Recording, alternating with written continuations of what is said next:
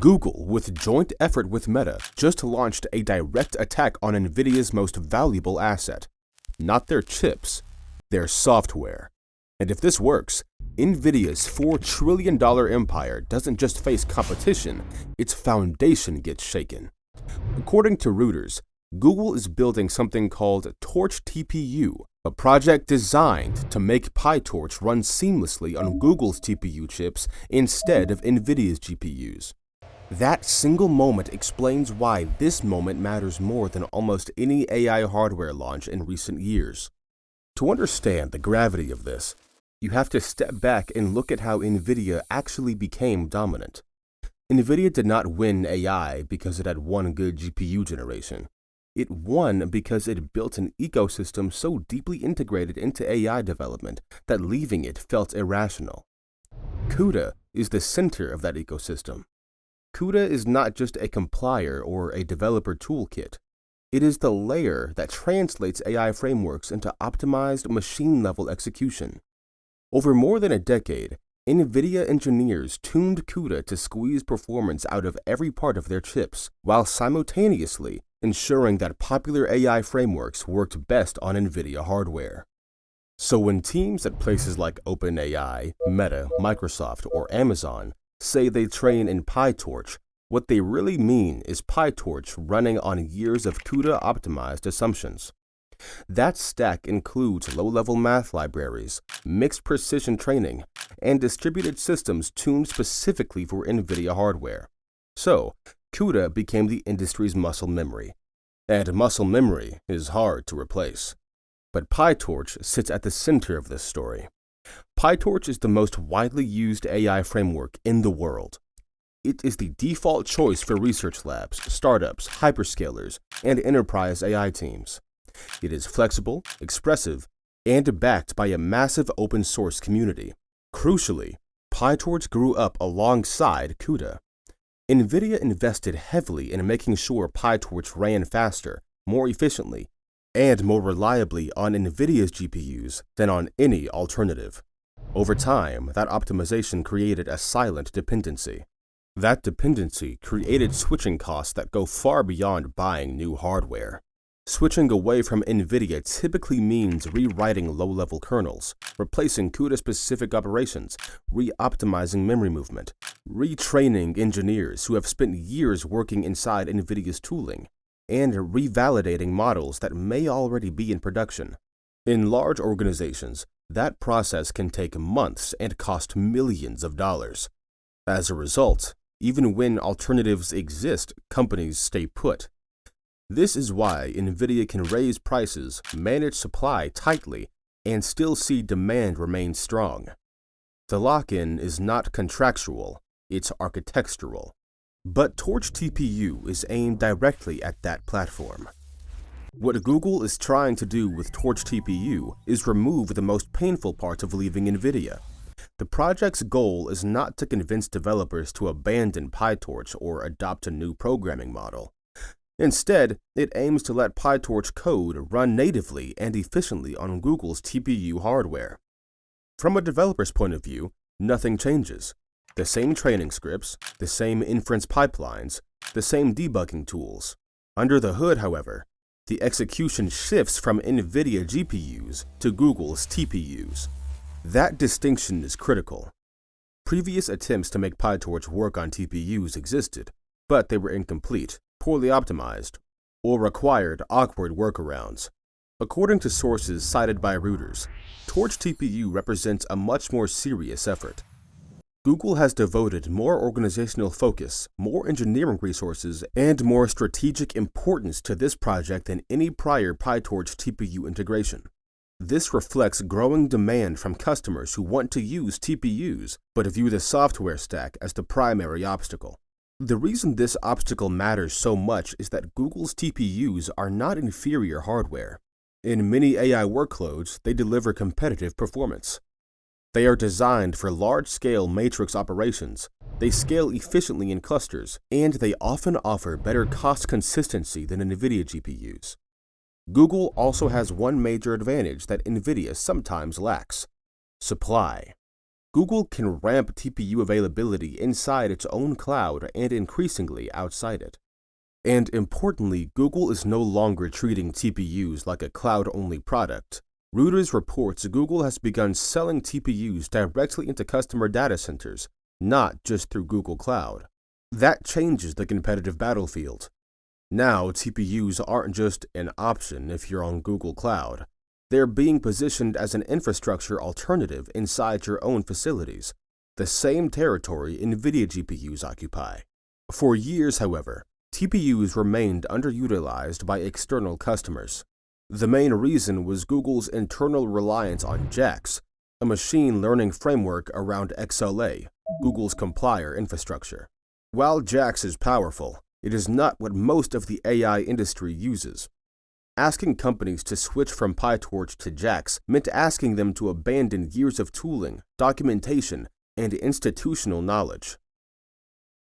Very few are willing to do that. As a result, TPUs stayed largely confined to Google's internal workloads, while the rest of the industry piled onto Nvidia. TorchTPU is designed to close that gap completely. And here's where the competitive landscape matters, because people hear alternative chips and assume this is just another AMD story. It's not. Plenty of players are trying to chip away at Nvidia. Amazon has Trainium. Microsoft is building Maya. Meta itself has talked openly about building more custom silicon. Even if those chips are solid, the same barrier keeps showing up. PyTorch plus CUDA has been the industry's default path. If you can't make PyTorch feel first class on your hardware, you don't win mainstream developer adoption. You win a niche. What elevates this from a technical curiosity to a strategic threat is Meta's involvement. Meta is not just another customer. Meta created PyTorch. Meta maintains PyTorch. Meta has deep influence over its development direction. Nvidia does not control PyTorch, and it never has. That means Nvidia cannot block or slow down changes that make PyTorch more portable across hardware platforms. Meta also has strong incentives to participate. The cost of running AI models at Meta's scale is enormous. Influence alone consumes massive amounts of compute. Relying exclusively on Nvidia leaves Meta exposed to pricing pressure and supply constraints. Diversifying infrastructure gives Meta leverage. Helping PyTorch run efficiently on TPUs directly supports that goal. According to Reuters, Google and Meta have been discussing broader arrangements, including Meta gaining increased access to TPUs. Google has already begun selling TPUs directly into customer data centers rather than limiting them to Google Cloud. This marks a shift in Google's strategy. Historically, TPUs were reserved almost entirely for internal use. That changed around 2022, when Google took over TPU sales and began pushing them as a core offering. Since then, TPU revenue has become an important growth engine for Google Cloud as it tries to prove to investors that its massive AI investments are paying off. Software compatibility, however, remained the bottleneck. TorchTPU is Google's attempt to remove that bottleneck entirely. Another important detail is Google's consideration of open sourcing parts of TorchTPU. This is not a minor footnote. Open sourcing accelerates adoption by allowing the broader AI ecosystem to test, improve, and integrate the software. It reduces fear of vendor lock-in and signals long-term commitment. Google does not need to monetize TorchTPU directly. Its business model benefits when more workloads run on its infrastructure. Every PyTorch job that moves from Nvidia GPUs to Google's TPUs weakens Nvidia's grip and strengthens Google Cloud's position. The broader industry context makes this moment even more significant. AI infrastructure spending is under increasing scrutiny. Companies are investing billions into data centers, chips, and power, often ahead of clear revenue returns. Investors are beginning to ask hard questions. Semiconductor stocks have shown volatility. Oracle recently lost a major investor amid concerns about AI-driven capital expenditures. Across the industry, executives are quietly acknowledging that AI compute costs cannot rise indefinitely without consequences. and Google's internal posture reinforces how serious this is.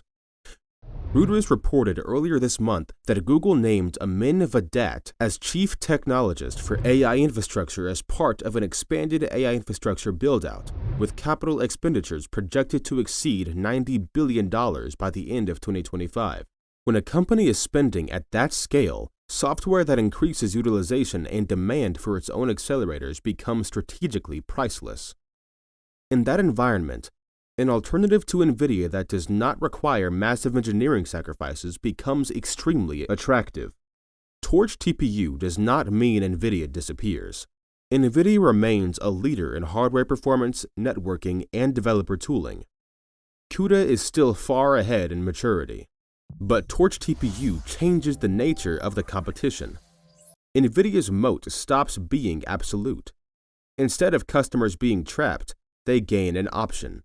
And in markets driven by scale and cost, having an option changes negotiations, pricing, and long-term strategy.